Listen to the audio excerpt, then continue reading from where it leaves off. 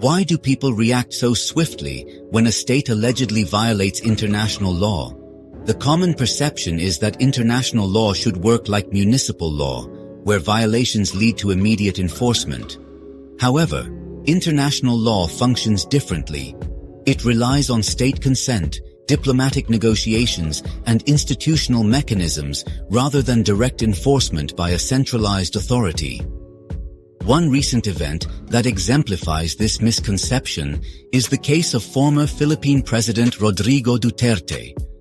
His recent arrest is seen as a victory for international law, yet few acknowledge the painstaking years of legal groundwork, institutional perseverance, and state cooperation that led to this moment.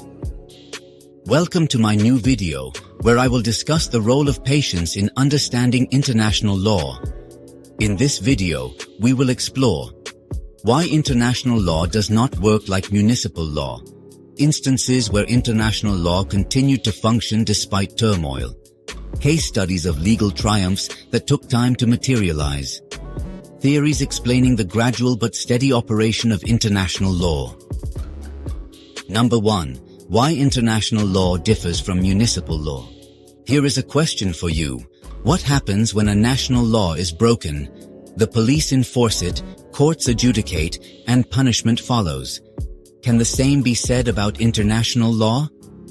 Unlike municipal law, international law lacks a centralized enforcement authority akin to a police force, a single compulsory judicial mechanism with direct jurisdiction over states, immediate consequences for breaches, since states are sovereign entities with their own legal frameworks. Let us take the example of the Rohingya crisis and Myanmar's accountability. The mass atrocities committed against the Rohingya Muslim minority in Myanmar sparked international outrage with clear allegations of genocide, ethnic cleansing, and crimes against humanity. Yet, no immediate military intervention or punitive enforcement followed. Many saw this as a failure of international law. However, the Gambia versus Myanmar case at the International Court of Justice, initiated in 2019, demonstrates how international legal mechanisms work over time. Gambia, on behalf of the Organization of Islamic Cooperation, brought the case under the Genocide Convention, seeking provisional measures to protect the Rohingya. The ICJ issued an interim order compelling Myanmar to prevent genocidal acts and preserve evidence, steps that, while not dramatic, are legally significant. Simultaneously, the International Criminal Court opened an investigation into crimes against humanity, including forced deportation. While leaders like Aung San Suu Kyi initially denied responsibility, international legal scrutiny mounted, contributing to the regime's political instability and increased international isolation. This example shows that international law does not rely on swift enforcement. Instead, it builds legal accountability over time through diplomatic pressure, litigation, and normative condemnation, even in the face of state resistance. Number 2. International law thrives despite global turmoil. Many perceive international law as weak when crises occur. However, states continue to function within its framework, and international organizations remain operational, even in times of war or political instability. For example, the 2022 Russia and Ukraine conflict. Despite the ongoing Russia and Ukraine war, Ukraine sought legal remedies through the ICJ, challenging Russia's actions under international law. The ICC issued an arrest warrant for Russian President Vladimir Putin for war crimes related to the deportation of Ukrainian children. The United Nations General Assembly and the Human Rights Council took diplomatic measures, showing that international law was still at work even amid an ongoing war. Let me share a counterintuitive perspective with you. If international law were truly ineffective, why would Russia consistently try to justify its actions legally? Even aggressive states seek legal justifications because law matters in shaping international legitimacy. Number 3. The triumph of patience case studies. The slow but steady nature of international law can be seen in various cases where justice took years to be realized. 1. The arrest of Rodrigo Duterte. The arrest of former Philippine President Duterte for human rights abuses is a landmark moment in international criminal law. Many doubted whether he would ever be held accountable, but international legal mechanisms eventually prevailed. This mirrors past case of Slobodan Milosevic in Serbia.